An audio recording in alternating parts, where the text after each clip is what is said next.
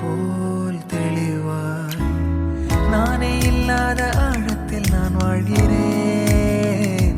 கண்ணாடியாய் பிறந்தே காண்கின்ற எல்லாமும் நான் ஆகிறேன். இரு காலின் இடையிலே உரசும் பூனையாய் வாழ்க்கை போதும் அடடா. எதிர்காணும் யாவுமே தீண்ட